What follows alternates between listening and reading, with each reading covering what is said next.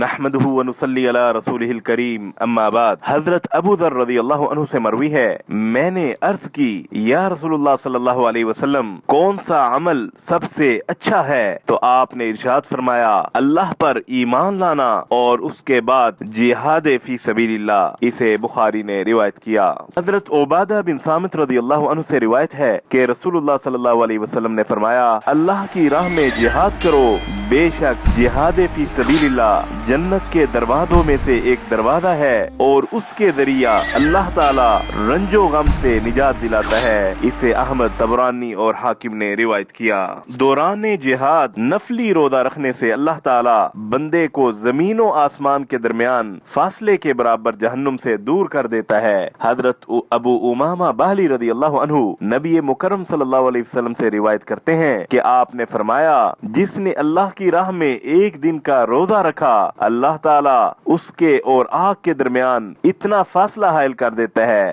جتنا زمین و آسمان کے درمیان ہے۔ اسے ترمذی نے روایت کیا۔ حضرت عبد الرحمن بن جبر رضی اللہ عنہ سے روایت ہے کہ رسول اللہ صلی اللہ علیہ وسلم نے فرمایا اللہ کی راہ میں غبار آلود ہونے والے پاؤں کو جہنم کی آگ نہیں چھوئے گی۔ اسے بخاری نے روایت کیا۔ حضرت ابو ہریرہ رضی اللہ عنہ فرماتے ہیں کہ آپ صلی اللہ علیہ وسلم نے ارشاد فرمایا جو شخص اللہ کے ڈر سے رویا وہ کبھی آگ میں داخل نہ ہوگا الا یہ کہ دودھ تھن میں واپس چلا جائے، جو کہ ناممکن ہے، اور اللہ کی راہ میں پڑنے والا غبار اور جہنم کا دھواں کبھی اکٹھے نہیں ہوں گے۔ اسے ترمذی نے روایت کیا۔ وصلی اللہ علی النبی الکریم۔